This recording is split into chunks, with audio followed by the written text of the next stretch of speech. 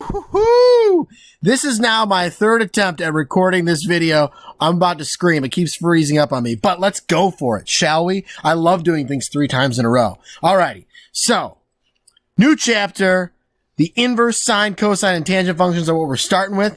Call back to 5.2 when we first talked about inverse functions, right? So if a function is one-to-one, it has an inverse, right? However, not all functions are one-to-one, but we can restrict the domain to make it one-to-one. So we're going to have to do that with our trig functions, because trig functions are functions, but not necessarily one-to-one, right? So if we take a look at this one here, yeah, it passes the vertical line test. So it's a function, but not the horizontal line test, right? But let's talk about our domain and range of our sine function, shall we? Alrighty. So my domain is from negative infinity to infinity. My range is from -1 to 1. Cool. Awesome sauce. Well, how can I make this pass the horizontal line test? Well, I can take a section of it. I'm going to go from -π/2 to +π/2.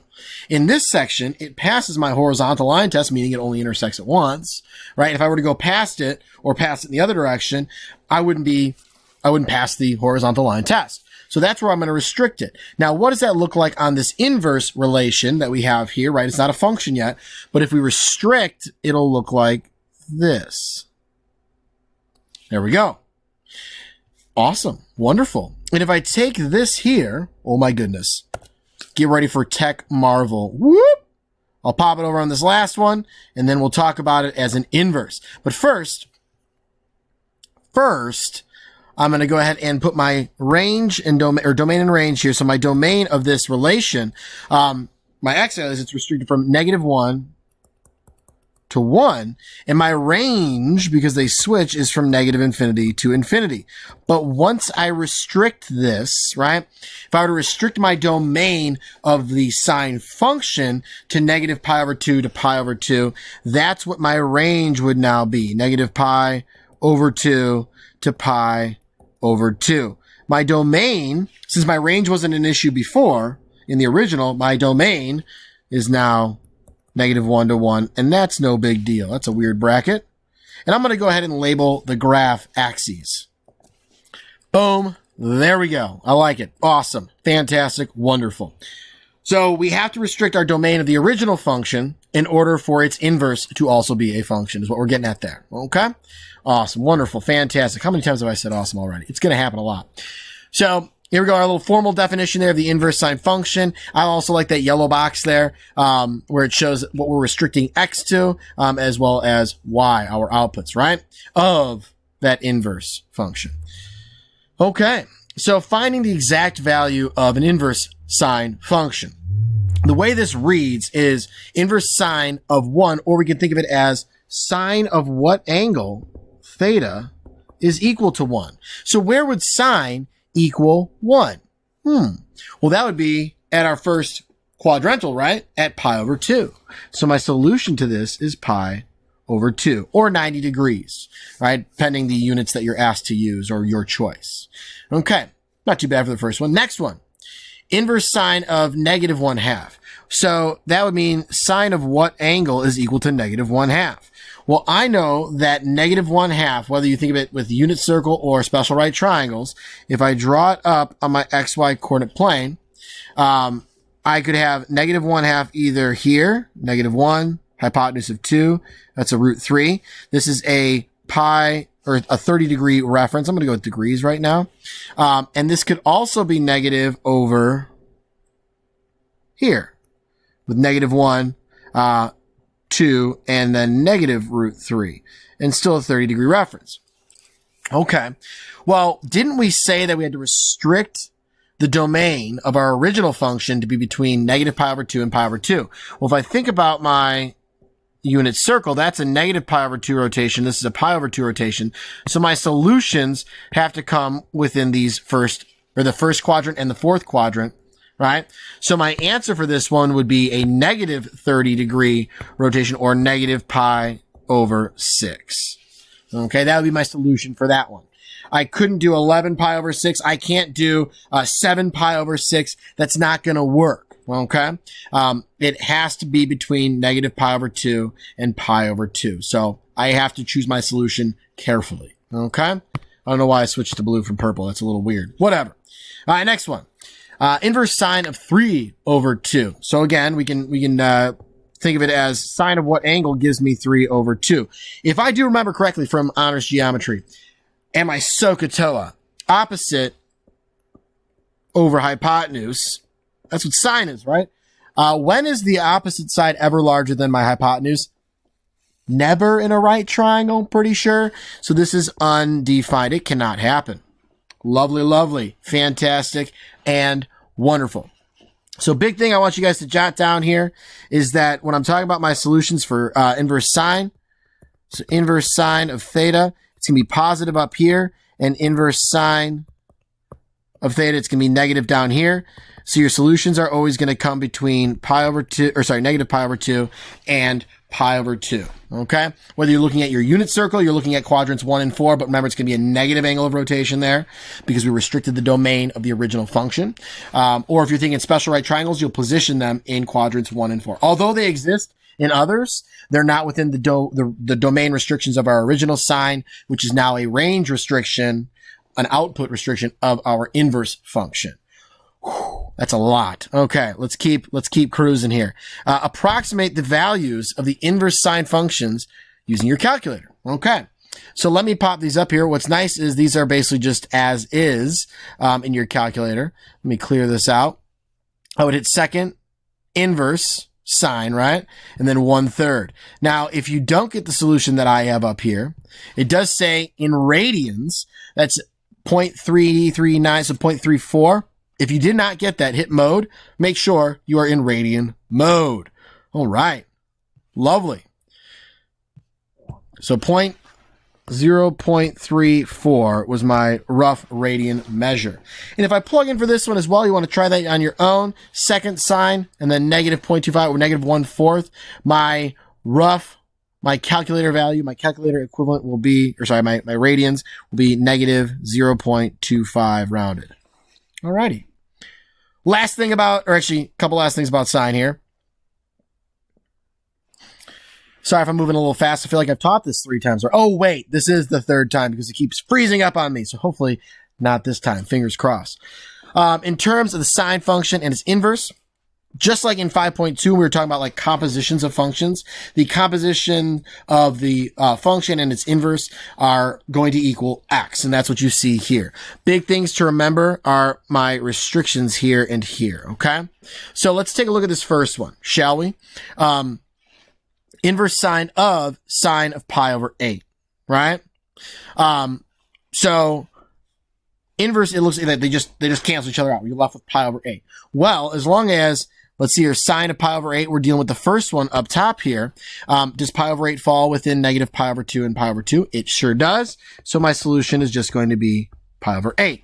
However, on this second one, 5 pi over 8 falls outside, right? If we were looking at our angle of rotation here, I'd be looking at something like this. I'm just past pi over 2, right? 4 pi over 8 is pi over 2. So I'm just past that. So this is 5 pi over 8. And my reference angle is 3 pi over 8, because that would rotate a full pi, right? Well, sine, I know, is positive in that second quadrant, and it's also positive in the first quadrant. So since I know the reference is 3 pi over 8, I would get an equivalent answer in the first quadrant with 3 pi over 8, right? So really, 3 pi over 8 would give me the same thing, sine of 5 pi over 8 and sine of 3 pi over 8. They give me the same answer, okay? So since 3 pi over 8 is between negative pi over 2 and pi over 2, I can use that, and boom, 3 pi over 8 would be my answer here, right? So I can still think of it as like almost the signs canceling, but I got to be careful with that angle that's in there to make sure that it's within those restrictions. And I'm going to show you guys this with the calculator. I'm going to type it in real quick. All right, so here we have in the calculator the initial problem that we had, which gave me a decimal of 1.178, and so on and so forth. I also did it with 3 pi over 8, which we knew was our reference angle. And since in the second quadrant, sine is positive, I'd get the same value in the first quadrant where sine is also positive. So 3 pi over 8 should all be equivalent, right? And then I showed 5 pi over 8. So if we were to think of it as like, oh, they just cancel out and I get 5 pi over 8, that's not equivalent to what you see there. But 3 pi over 8 gives me the 1.178, so on and so forth, that I have for all the others. So your calculator actually takes into account where your inverse function is defined. It knows that it's a smart little machine there. So just a little kind of sort of proof on the calculator. If you're not taking my word for it, take the TI-84 Plus Silver Edition word for it. Okay? Awesome. Wonderful. Fantastic. Let's keep going. On to inverse cosine. And something I forgot to mention before, sometimes you'll see arc cosine or arc sine or arc cos, arc sine, right? Those just mean inverse sine or inverse cosine. So it's another notation. No big deal. All right. So for my first one, it's following the same way we did with sine, except for where I'm restricting. Remember, we have to pass that horizontal line test. So I'm going to actually restrict from 0 to pi for my cosine function. The domain and range are the same, and then they flip-flop for the inverse. But I'm going from 0 to pi. That will pass my horizontal line test. And as you can see in the inverse, when I highlight that same section, it passes the vertical. Now, if I take my fancy-dancy Control-C, Control-V, little copy-paste, still remember the day when I remembered that shortcut, learned that, and you're like, oh my God, I'm awesome. Control-C, Control-V, you know, right on. All righty, cool. So I pop that over. I don't want that to be purple. I want that to stay. I didn't even know this thing would do that. My goodness. What the heck? Okay, there we go. Let me take the pen. And now, no. There we go. Okay, I got to unhighlight that. Alrighty. Here we go. So my units are going to be 1, -1, pi over 2, and then pi. It's kind of a terrible pi there. That's better. Alrighty. So what's my domain and my range here? Now my restricted one. So I restricted my domain of the original to 0 to pi. So that is now my range 0 to pi. And and then my range and the original was -1 to 1. I didn't really restrict that. It's just going to stay -1 to 1 in my inverse, right? Because they flip flop. Okay. Domain is restricted in the original cosine function, which then correlates to my range of the inverse, so from 0 to pi. And we have the same thing that we had for the sine written down here in a nice little type and in our yellow box. Let's go ahead and use it. So inverse cosine of 0, or in other words, we can think of it as cosine of what angle is going to give me 0. All right. Well, what angle will give me 0? That is my first quadrantal once again, right? That's a 0x coordinate on my unit circle. So that would be pi over 2, or 90 degrees. Next one, inverse cosine of -√2 over 2. I know the √2/2s are my 45 degree or pi over 4 reference angles, right? But where is it negative? I just said that our domain of the original function, if we want to think of this as cosine of what angle equals -√2 over 2, I just said my domain of the original is limited from 0 to pi. So we're only dealing with this portion of my unit circle, okay? Only deal with quadrants 1 and 2. Well, where is that going to be negative? Well, if I position that, is my 45. This is pi over 4 here. This would have to be 3 pi over 4 for my solution. And 3 pi over 4 is between 0 and pi. Awesome. I like it. Fantastic. Cool. And you could also even think about this as, since you know it's like a 45 reference or a 45, 45, 90. If you're a special right triangle type of person, you're like, okay, well, I can draw my 45 degree reference, and it's going to be -1, 1, and √2. It's a little weird with the rationalized √2 over 2, right? Not as easy to see, but you can see that, okay, well, then this rotation right here is going to be 3 pi over 4. Okay? Fantastic, wonderful, awesome. Big thing we want to write down is that our solutions are coming from the first and second quadrant. We're going to write that all down together at the end, but if you do want to, notating that cosine is going to come from 0 to pi, and we're talking about our solutions only in this area all the better. Go for it. Cool. All righty. It all says our inverse, right? The properties, the inverse properties. So f inverse of f of x is equal to inverse cosine, inverse cosine of cosine of x, which equals x, right? They appear to cancel each other out, just like we were talking with the sine. But remember, we got to pay attention to those restrictions on our x value. For the first one, it's from 0 to pi, right? We're restricting the domain of the original to be between 0 and pi. And then for the other one, it's going to be from -1 to 1, which was our original range of the function. Coolio. So if our first one here falls into the top category, so it needs to be between 0 and pi over 12 is between that. So it's just a simple bing, bang, boom, pi over 12 is my answer. Okay. Because what I'm going to have is I'm going to have some angle of rotation like this, right?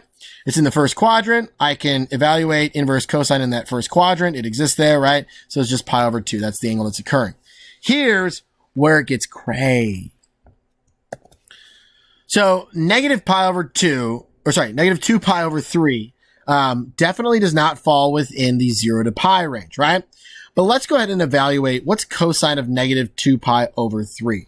Well, that would be down here. This is negative 2 pi over 3, which has a reference of pi over 3, right? It would be pi over 3 to get to that x-axis. And if I'm looking at my unit circle or I'm using special right triangles, right, this is a 60-degree reference. You can think of it in our special right triangles world right here. This would be negative root 3. This would be a -1 and a 2. And cosine would be adjacent over hypotenuse, so that would be -1/2. Okay, so that would be for the inside here. I can also see that on my unit circle, which I've copied and pasted over here for ease, we were looking at this guy right here, and my x value is my cosine, which is -1/2. Okay, so I know that cosine of negative 2 pi over 3 is -1/2. So now we can think of it as cosine inverse of -1/2. And I believe we did one just like that, if not exactly that. Let me look at my other notes that I have over here. We didn't do exactly that, but we can do it, right? So for what angle is cosine going to be -1/2? Within the restrictions, right? From 0 to pi. Where is cosine going to equal -1/2? Well, it's going to be negative in my second quadrant. And if I'm going special right triangles, I'm thinking of a triangle right here, where I'm going to have -1, root 3, and 2. So this is going to be a 2 pi over 3 rotation here. And I can also see that here on my unit circle with the x value being -1/2, which I kind of covered up. There we go. Awesome. So 2 pi over 3 would be my answer. It's kind of working like some people refer to it as an onion. Inside out. It's in layers, right? Layers like an onion. Feel free to think about that. I don't care. But I evaluated the inside, and I knew that it wasn't just a cancel it out because that -2 pi over 3 was outside of those restrictions. So I had to evaluate it a little bit more intensely by hand. Let's keep going.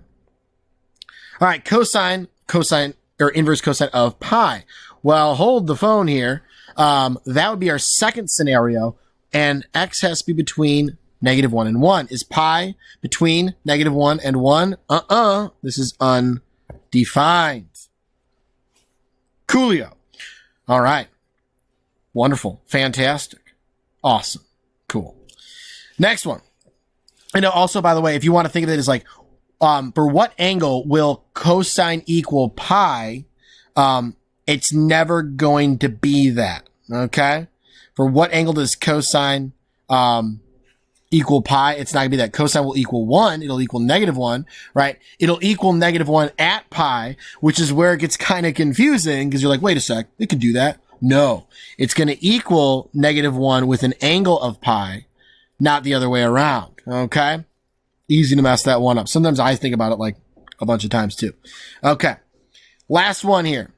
We have cosine of inverse cosine of -0.4 or -2/5. That is definitely between -1 and 1. So nice and easy, -0.4 or -2/5. However you want to write it is up to you. Awesome sauce. Whoo! One last one. we're cruising our way into tangent, and I popped on some wonderful, wonderful asymptotes here for our tangent function. I'm psyched about it. I'm pumped, and I'm really hoping that this video uploads this time. I'm honestly terrified because, again, this is the third attempt at this, and I feel like a broken record at this point. All right, let's go. So my domain of a tangent function is going to be x such that x cannot equal pi over 2 times k, where k is an odd integer. You may also see it written as x cannot equal pi over 2 plus pi k, where k is an integer. I know our online book writes it like I have here. So my range, if I'm going to stick with the same notation, y such that y equals all real numbers, right? Or negative infinity to positive infinity, but it's always fun to do that double stick R. Feels very, very mathematically powerful, right? Okay. So there we go. In our inverse relation, the domain and range are going to switch, but let's pop on over to the real important one, which will be our restricted, inverse function, right? My domain is going to be x such that x equals all real numbers, right? It's going all the way to the left, all the way to the right. Cool. Or I could go, since I'm not really going to be canceling anything out, I think that's cool. Yeah, that's fine. You know what? I'm going to go negative infinity to infinity on this one, because I feel like using interval notation on the next one rather than set builder notation. So for my range, I'm going to be between negative pi over 2 and pi over 2, but hold the phone. Those are asymptotes. So I'm going to use parentheses rather than brackets like all the other ones, right? Awesome. Fantastic. Got our domain and range. Once again, we have our notation down there. Feel free to jot any of that down you'd like before we go ahead and use it. We're going to do a little bit of evaluating here with tangent. I can't wait. I'm so psyched. Let's just, you know what? I don't know if I can wait any longer. Let's go for it. But just like one last thing, actually, just like sine, if you look at this right here, we are going to be dealing with, if we want the inverse of tangent, it's going to be positive up here. It's going to be negative down in the fourth quadrant. So quadrants 1 and 4, we're thinking of it between negative pi over 2 and pi over 2. That's where our solutions are going to come from. Let's cruise. Okay. So we want to evaluate here. We want to solve for y, right? We got tangent or inverse tangent of 1. Okay, so where is, again, I feel like it's nice to think about it this way for a lot of you. For what angle will tangent equal 1? Ooh, that's at my, like, where it's root 2 over 2 and root 2 over 2 for my coordinates, right? That's a pi over 4 reference. It's positive, first quadrant, pi over 4. Had that been a negative one, negative pi over 4 would be my solution. All right, next one, negative root 3. Now, here's where I really prefer special right triangles. If I were to draw this up, I know it's negative, right? And I know that tangent is going to be negative in my fourth quadrant here. And tangent is opposite over adjacent. So negative root 3 here and 1, because I can think of this as over 1. And that would make this a 2 here. It's a 30, 60, 90 triangle. Now, since the root 3 is my larger side there, that's going to be a 60-degree reference or a pi over 3. So this would be negative pi over 3 to be within my domain restrictions. Okay, otherwise you're looking at the unit circle and you're trying to find what multiplying by the reciprocal is going to give you that negative root 3, and I feel like it can be kind of cumbersome. So I really prefer the special right triangles on that one and positioning it accordingly. Lovely, fantastic, wonderful. I like it. All righty. Same inverse properties here for tangent. We've done enough of those examples, so feel free to jot that down. And then what we're going to do is we're going to have nice one location where we're going to talk about where everything's positive and negative, okay? So let's do that now. Again, feel free to pause if needed. All right, for this one, I know that sine inverse of theta, that's going to be positive in the first quadrant there, right? My cosine, I'll do these in different colors. Cosine inverse of theta is positive here. And then I'll go green, tangent inverse of theta. These are all positive, right? I'll go light blue since I haven't used that. That's all positive. Now, how about negative and negative? So for my sine, this is where sine inverse of theta is negative, and tangent is also negative down there as well. And then for my cosine, which I did orange, cosine inverse is in my second quadrant. And the last thing I'm going to jot down with this is going to be negative pi over 2, 0, pi over 2 are values that we're really using on these problems. All right, we're not going to be using this third quadrant over here. So feel free to jot that down. I think that one really illustrates it well, puts it all together for us. Okay, all righty, let's keep rolling here. A couple more examples. So evaluate using the calculator to 3 decimal places. These are functions, and we'll have only one output for each input. So your calculator builds in there, it knows where it is defined, okay? So if we use our calculator here, inverse sine of negative 0.5, that'd be negative, let me use a darker color here, I'll go blue now. If I plug this in my calculator, negative 0.52 radians. Lovely, lovely. Or negative 30 degrees. Okay. All righty. Now the next one, 2/3. If I plug that in, I'm going to end up getting, I have my notes off to the side here. It'd be 0.841. Cool. Awesome sauce. And then for the next one, for negative 2/3, all right, that's going to end up being in the second quadrant where cosine is going to be negative within the 0 to pi restrictions. I'm going to have 2.30 radians here for this one. And then for the last one, I'm going to have, if I plug that in, that's going to be my fourth quadrant, right? A negative angle of rotation. I'm going to be negative 0.611 radians. And one thing I want to point out here, I think it's an appropriate time to do so. If I'm thinking about my unit circle, I'm always thinking about 0, pi over 2, pi, so on and so forth. Well, what is the equivalent of pi over 2? So I would have 0, then I'd have 1.57 would be about my pi over 2, 3.14.